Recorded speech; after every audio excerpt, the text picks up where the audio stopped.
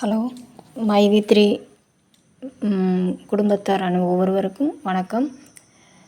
இப்போ ஒரு முக்கியமான தகவல் என்னென்னா, இந்த கப்பு ஓப்பன் பண்ணாங்க பார்த்திங்கன்னா, என்னது ஏப்ரல் 29 வந்து மதுரை, திருநெல்வேலி அப்படின்னு ஒவ்வொரு பிரான்ச்சை ஒவ்வொரு ஏரியாவும் ஓப்பன் பண்ணாங்க.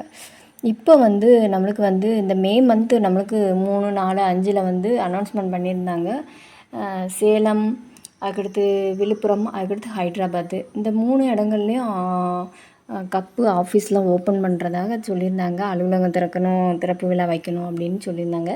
இந்த இது வந்து ஒத்தி வைக்கப்படுறாங்க ன்னு சொல்லி ஆஃபீஸில் வந்து சில தகவல்கள் வந்திருக்கு. இந்த அறிவிப்பு செய்தி வந்து எதனால் ஒத்தி வைக்கிறாங்க என்னன்னு எனக்கு சரியான ரீசன் தெரியல. தெரிஞ்ச பிறகு நான் உங்கள்கிட்ட பகிர்ந்துக்கிறேன். அதுக்கடுத்து இது வந்து ஒரு வேளை உங்களுக்கு தெரிஞ்சவங்க உங்களுடைய டவுன்லைனில் உங்களோட டைரக்ட் லைனில் இருக்கிறவங்களுக்கு நீங்கள் இன்ஃபார்ம் பண்ணிடுங்க.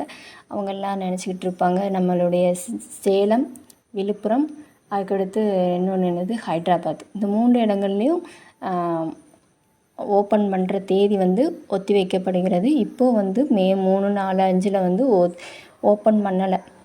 அது இன்னொரு எம்டி சார் வந்து நம்மளுக்கு எல்லாருக்கும் என்ன ரீசன்னு சொல்லுவாங்க, அது எந்த தேதியில் ஒன்று சொல்லுவாங்க. இந்த இதை கேள்விப்பட்டனையும் நீங்கள் யாரும் பதட்டம் அடைய வேண்டாம். ஏன்னா ஏற்கனவே நம்மளுக்கு சேலரி வரல. அப்புறம் எல்லோரும் இல்லை, ஒரு சிலர்னு நான் எல்லாரையும் சொல்லலை, ஒரு சிலர் பதட்டம் அடையலாம். அதனால் பதட்டம் அடைய வேண்டாம், தைரியமாக இருங்க. நம்மளுக்கான அது என்ன ரீசன் தெரியல, அதுக்கு அந்த ரீசன் கம்பெனிக்கு ஏற்றதாக இருக்கலாம், என்னன்னு தெரியல. அதை சரி பண்ணிவிட்டு சரியான நேரத்தில் ஓப்பன் பண்ணுவாங்க. அந்த நிகழ்ச்சியில் நம்மளும் சந்தோஷப்பட்டுக்கிடுவோம். அதுவரையும் நீங்கள் உங்களுடைய டவுன்லைன் டைரக்ட் டவுன்லைனுக்கு இன்ஃபார்ம் பண்ணிடுங்க. சரிங்களா? நன்றி, வணக்கம், பை பாய். உங்களிடமிருந்து விடைபெறுவது உங்கள் கலை. Bye bye.